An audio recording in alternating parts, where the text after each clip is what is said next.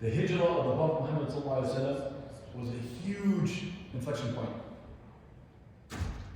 Had a major impact on the rest of human history. 13 years in Mecca, 10 years in Medina. That point, very critical. Many lessons to be learned, and we've discussed this before. I want to focus on one. It was an opportunity for the vision of Islam, the vision of the Prophet Muhammad ﷺ, his values, their values as Muslims, to actually be brought forth into reality. The Prophet ﷺ was preaching for 13 years in Mecca, but they're oppressed. They don't have the social, political, economic power or influence that they would like to have had. You couldn't see Islam in terms of systems and organizations and institutions the way you could see it in Medina. The Prophet ﷺ was the leader in Medina. The Prophet Muhammad ﷺ did three things right off the bat as soon as he got to Medina, very early on. Clearly, as part of his quote unquote first 100 days in office. Leaders, presidents, they want to set the tone, they want to be true to their word, they want to lead by example. In the first quote unquote 100 days, they do certain things. It shows you their priorities, their vision, their values. The Prophet Muhammad did three things. Many Muslims know this. He established a masjid. There's a lot more than a masjid. In the Islamic Center, they did so many things. We spoke about this at length. We did two other things. He brought together people, unity, brotherhood. A topic for a future khutbah maybe. The third is a topic for today. He established a Muslim market. Out of these three, I think you would agree, this is the one that was spoken about the least. And that many of you might not have realized. Early on, he moves to Medina, he establishes a market for the Muslims. It's not that only Muslims can shop there, but it's an opportunity for Muslims to sell their goods, to buy and sell. We'll talk about why this is important. Business is essential in order for us to take care of our needs, for us to build a society. It is encouraged, highly encouraged in the Quran, and there are a list of other benefits that we can talk about. Allah says, الذين يأكلون الربا لا يقومون إلا كما يقوم الذي يتخبطه الشيطان من المس ذلك بأنهم قالوا إنما البيع مثل الربا وأحل الله البيع وحرم الربا. To the end of the ayah. There's actually 3, 4, 5 lessons in just one ayah. There's a lot to unpack. But I want to focus on one clause of the ayah, one piece of it. Allah says those who consume interest will stand on the day of judgment, like those who are driven by madness, by the shaitan's touch. And he goes on, talks about riba and so on. But he says,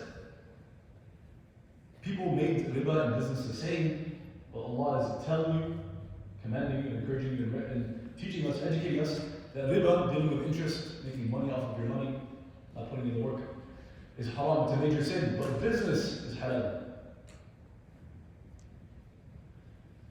I specifically brought up this ayah because I think you'd agree that in our times the word business, similar to the word politics, many times a very, very negative connotation. It's understandable because there's so many dirty, nasty, disgusting business practices in the world today. Just as politics gets very nasty and disgusting. But does it have to be as such? Absolutely not. It's a part and parcel of Muhammad's life and the Sahaba and the companions and all throughout Islamic history and all of human history. Business is a part and parcel of society. We should not be uncomfortable talking about business and money from the Islamic point of view. We want to talk about community building, we have to talk about money and business. Allah's telling us it can be a beautiful thing. It is a beautiful thing, business. But riba is disgusting and evil. And there are other things that are haram, of course. The point is not to be afraid of or shy away from good, clean, halal business. I encourage you, this is Surah Al-Baqarah, chapter 2, ayah 275. It's a longer ayah with a lot of commentary. I encourage you to look into it if you're interested. Another ayah from Surah Al-Jum'ah. يا أيها الذين آمنوا إذا نودي للصلاة من يوم الجمعة فاسعوا إلى ذكر الله وذروا البيع ذلكم خير لكم إن كنتم تعلمون. O believers, when the call to prayer is made on Friday, specifically Friday, generally prayer times is not time for business. The masjid and the prayer area during prayer time is definitely not time to talk about business. But typically during Jum'ah, it is prohibited for a certain amount of time. You hear the call to prayer on Friday, then proceed diligently to the remembrance of Allah and leave off your businesses and your shops and so on. Leave your work. That is best for you if only you knew. Someone could take that ayah to feel that maybe Islamically business is kind of not prohibited the rest of the week, but maybe it's a negative thing. Maybe Allah's putting it down and saying, if you're going to do it, definitely not do Jum'ah. That's not the case. It could sound like that, but that's not the case at all. It's literally the exception to the rule. 1 hour during Jum'ah, 30 minutes during Jum'ah. The rest of the time you're encouraged to build up your business again in a clean, halal, ethical manner. فإذا قضيت الصلاة فانتشروا في الأرض وابتغوا من فضل الله واذكروا الله كثيرا لعلكم تفلحون. Once the prayer is over though, you hear the call of prayer, rush diligently towards the masjid, leave your shops, leave your business, leave your work. No company is too big, no boss is too scary, salah time. But the prayer is over, disperse throughout the land, seek the bounty of Allah, and remember Allah often, so you may be successful. Allah's not saying prayer is over now, I guess you kind of have to go back to work. He's saying go forth. And that same zeal and diligence and care and concern about your ibadah, your personal rituals, that should also carry into your family life, and your business, and your public life. All of that is ibadah. We've spoken about this in many those. Our worship, which is our purpose in life, our worship of Allah is not just your dhikr and your dua and Quran and your salah and your hajj and umrah and fasting, of course it's all of that, but it's also your business and family life and so on and so forth. The way you deal with co-workers and colleagues and the way you treat your bosses. Don't worship your boss, but be an excellent employee, of course. Once the prayer is over, disperse throughout the land and seek the bounty of Allah. Allah's encouraging you to build up your wealth and build up your business. Of course, in a clean and halal manner. And remember Allah often so you may be successful. This is Surah Al-Jum'ah, ayahs 9 and 10. Branding is an opportunity to reflect your beliefs and your values and share a message with the world. So it's a business, branding. The vast majority of people will always be employees, all throughout history, in every community and society. It's natural. There's nothing wrong with it. But if you have an opportunity to build your own brand or build your own business, not only can you earn a halal, clean income for your family, which is very important, it's part of our ibadah, part of our worship of Allah, it's a list. But if you're able to establish a business, have employees, build your own brand, then you can follow the footsteps of some of the greatest leaders and some of the greatest companions in the time of Prophet. You can do more. I encourage you to consider it. And if you can't do it, I encourage your kids to consider it. Branding is an opportunity to reflect your beliefs and your values, our Islam, with the rest of the world. Because a brand is not just the product or the service or that shop or that office or that dental clinic. Brand includes messaging, includes quotes, words, values, story, a narrative. You have an opportunity to have a bigger impact. A case study on how big business can be. How big the impact can be just from buying and selling and trade. It's a normal part of everyday life for Muslims and non-Muslims. A beautiful case study that many of you are familiar with. How did Islam reach Indonesia, the country with the biggest Muslim population on the planet? 200 million Muslims. Not an Arab country, not very Arab, not close to the Arabian Peninsula. They didn't see the Prophet, they didn't see the Prophet. And the short answer, many of you have heard this growing up, no Muslim army ever reached Indonesia. It was through business and trade. A little bit of detail. And the sources that we have on this, I think the details are beautiful. The Encyclopedia of Islam in the Muslim world and the Oxford Encyclopedia of the modern Islamic world. There's evidence, and I'm reading, these are not our words. There's evidence of Arab Muslim traders entering Indonesia as early as the 8th century. However, it was not until the end of the 13th century that the spread of Islam began. At first, so it was slow and steady. At first, Islam was introduced through Arab Muslim traders. Traders, not traders, okay? And then the missionary activity by scholars. So da'wah work. Business and da'wah, beautiful. It was further aided by the adoption of local rulers and then the conversion of elites and then therefore their followers. It's natural this way. An influencer on social media converts, we see it every day. We saw it multiple times this year and last year. A big social media influencer converts, a good percentage of the followers follow suit. It's kind of natural human dynamic. So it's traders, later on da'is and scholars came after businessmen established something. And then among the elite and people, not just those who were doing trading, but other elites convert, people follow them. It's also a slow and steady process over centuries. These da'is and scholars and Muslim leaders and so on, they came from several countries and regions. They came from South Asia, Gujarat. I have no doubt that there's at least one or two more people, or a number of families in the audience that are from this region. Beautiful. Southeast Asia, Champa, I'm not familiar with the area. Southern Arabian Peninsula, Hadramaut, so Yemen, and so on. We have people in this masjid, and for a fact that are from this area. In the 13th century, Islamic polities began to emerge on the northern coast of Sumatra. That's Indonesia, Sumatra. Marco Polo, famous name, on his way home from China in 1292, in the year 1292, reported at least one Muslim town in Indonesia. The first evidence of a Muslim dynasty dated 696 after Hijrah. That's 1297. Sultan Malik as-Salih, the first Muslim ruler of this sultanate in Indonesia. By the end of the 13th century, Islam had been established in northern Sumatra. I can go on and on, but in general, local traders and royalty of major kingdoms were the first to adopt the new religion. The spread of Islam among the ruling class was also increased by the fact that some of the traders married women. So we have now business, da'wah, marriage. I know some people get uncomfortable when we talk about marriage. It's a part of human nature, and it's definitely a beautiful thing in Islam, if done correctly. So Muslim traders married, intermarried. Some of the wealthier traders married into elite ruling families. That means more of the royalty of the leading families convert, and therefore more followers convert. It's a natural, long and steady process. Indonesian people, as local rulers and royals did, began to adopt Islam. They're subject to marriage. We said this, slow and gradual. By the end of the 14th century, Islam had been established in northeast Malaya, Brunei, forgive me if I'm pronouncing it incorrectly, Brunei, the southwestern part of Philippines, the coastal part of east and central Java by the 15th century, in Malacca, I'm not sure how to pronounce it, other areas of Malay, the Malay Peninsula. The Dutch, now fast forwarding a couple centuries, the Dutch entered the region in the 17th century. All right, here come the Europeans. Attracted by its wealth, established through the region's natural resources and through the trade. So they come to something already established. They want to come in, make their money. The entry of the Dutch resulted in a monopoly of the central trading ports. However, this helped the spread of Islam. Sometimes things happen indirectly or happen in a way they wouldn't expect it. The Dutch come in, and at the beginning, the helped Islam spread faster because they came to monopolize certain areas. The Muslims were there. They had to go leave to smaller towns. Therefore, Islam continued to spread. So you might come for trade, but you end up giving da'wah indirectly. Beautiful.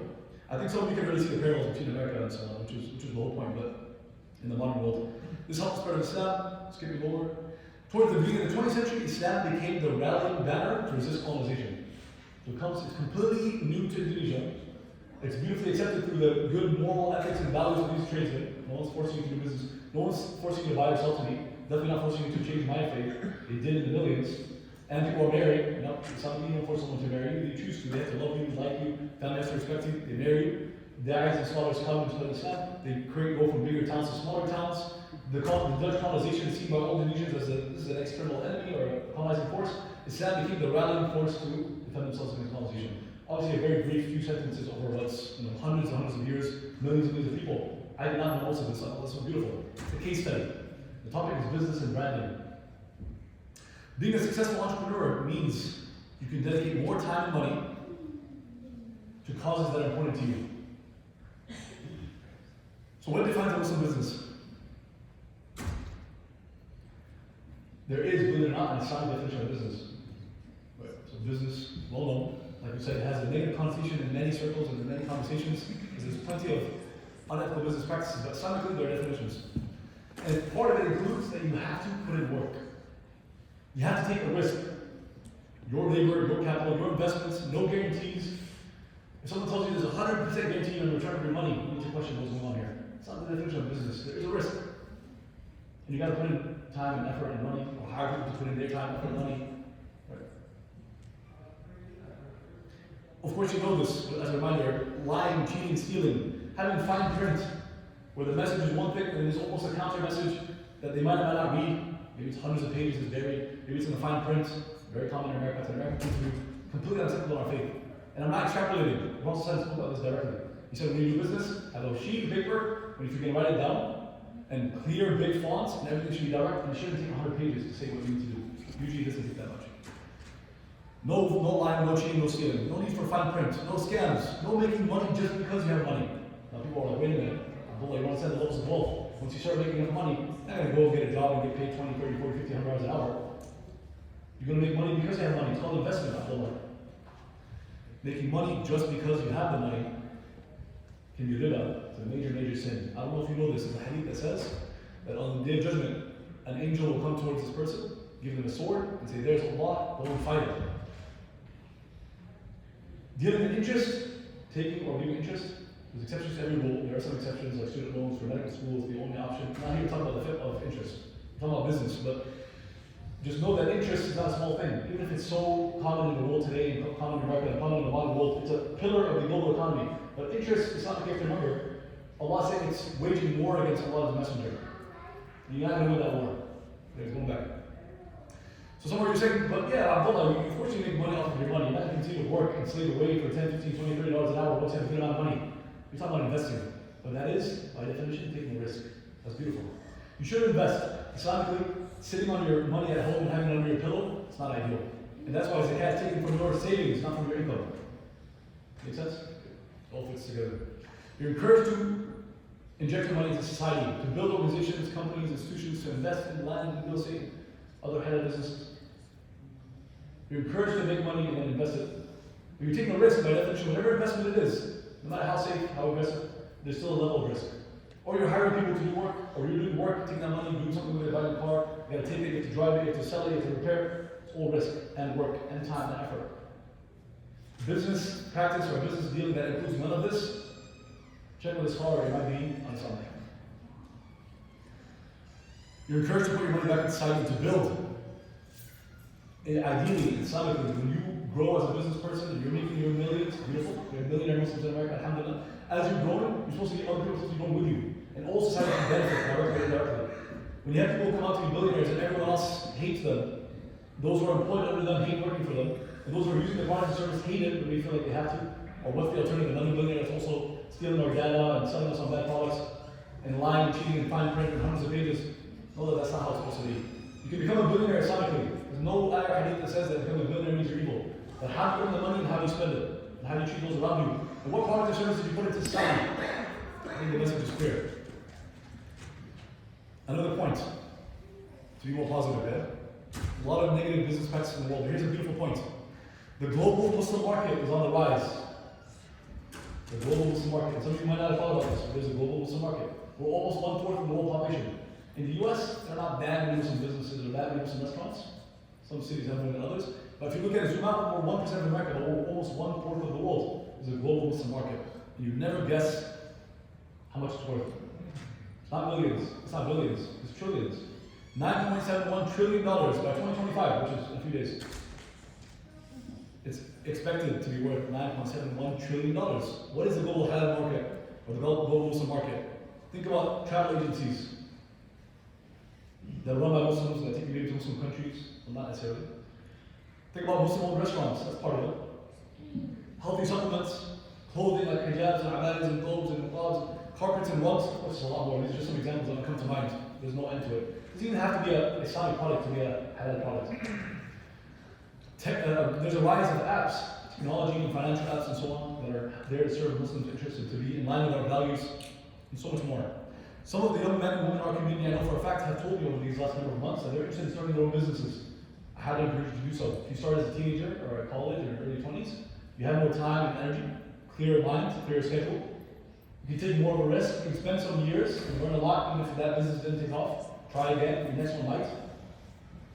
A number of the fathers and mothers in this room have come to me in the last 10 months and talked to me about halal investments. I'm not even close to being an expert in the topic, but these are very healthy, needed discussions.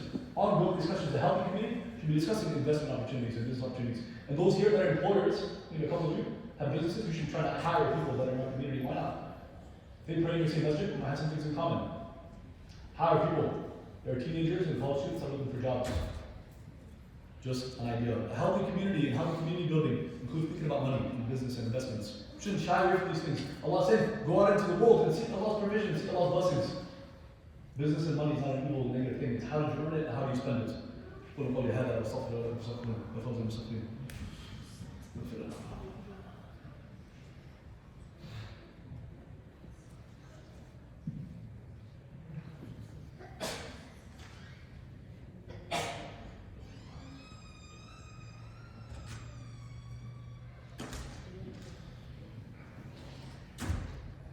Bismillah, alhamdulillah, wa salatu ala rasulullah.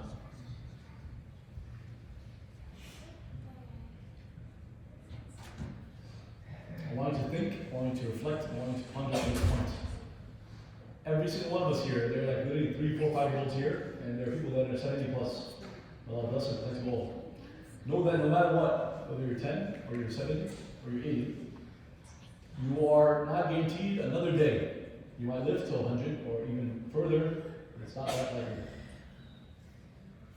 And we know that there are 3-year-olds that passed away, it happened the other day. In our Muslim community, we have 15-year-olds that passed away. The Houston Muslim community that I came from was a 19-year-old that passed away. You're not guaranteed another day. Among the things that I encourage you to think about, to reflect, and to question yourself, or to critically engage, judge yourself or question yourself, give yourself a hard time sometimes in a healthy way. Judge yourself or hold yourself to account before you're held to account. That was the advice of Allah. Ask yourself this.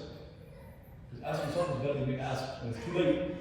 You're still alive. Are you giving everything 110%? Many of you here, maybe it's true. Maybe with your number of kids and the work you do, your employment, you're at the top hospital, top law firm, you're at the top tech company in Oman. And you come to the masjid and you donate to them, maybe you're at your 110%. But I have no doubt that, like me, many of you could be doing more. You maybe been at the same job for some number of years and you're not really pushing yourself to learn more, do more, get extra certification, learn another skill, find another stream of income. Maybe you have your own business where you need to hire other people and grow it. Think about employees. Is it easy? Of course it's not easy. And it means more time and money in your own hands. It means more money to do more good. It means causes, all the things that we said. You can support more causes, more employees, co-workers and employers, but even more so employees, you have a chance and opportunity to pass on and share your own message and your values and your principles. You're a Muslim, you can hire non-Muslims and so on. They see you as a good employer, a good boss. You don't need to tell them about Allah and Muhammad and so on. They'll probably ask you what it means to be Muslim. Or they'll go and search it. Because you're a good boss. Not a lot of people, the vast majority, I forgot the stat, majority of people, they hate their bosses. Majority of people hate where they work. Inshallah, that's not you all, but if it's the case, recognize there's an opportunity here. You want to build beautiful masajid all across America? Want to be involved in all the causes, not to list all the countries around the world that we come from that are struggling, people money. As an employee, you're limited. Nothing wrong with being an employee, but if you have an opportunity in America, you probably didn't have it in Jordan, and Egypt, and Pakistan, India, Indonesia, and Nigeria to the same extent. I could be wrong. You have an opportunity to start your own business. And again, if you decided I'm going to be, my goal is to be the top doctor, engineer, lawyer in the city, employed at a company or a hospital, nothing wrong with that. But encourage your kids to think. It could be that you have 5, 6, 7 kids, 2, 3, 4 kids, maybe one of them is meant to be like Elon Musk or Mark Zuckerberg or Jeff Bezos. Maybe they're not meant to be an employee. It's not halal, haram, right, wrong. They're not going to be better than you. They're not necessarily closer to Allah because they have a lot of money. But they're also, I'm trying to tell you that it's not also the opposite. It's not necessarily someone has more money, therefore they're more in love with this life, they're more further from Allah, they're less pious and less righteous. We have that idea in our head that we would agree with you, but it's not necessarily the case. Someone who's rich or famous doesn't necessarily mean that they're evil, that they're obsessed with this life. The concept of zuhd, which is like Prophet Muhammad and all the prophets, not being attached to this worldly life, it's part of our deen. Right? The word aesthetic in English, we don't use this word, but to be a minimalist, not attached to the worldly life, doesn't mean you have to be poor. Sulaiman had a whole kingdom and had money and power and fame, but he's like all the prophets, he was zahid. He's not attached to this life. How? How are you rich but be a zahid? It's because you have money in your hands, not in your heart. Famous quote from one of the top scholars in our history, Imam Nawawi. I encourage you to have billions in your hands, have none of that in your heart. If it's in your hands, you can be good with it. I ask Allah to bless you all in your wealth and in your family, in your health, and in your time. Ameen.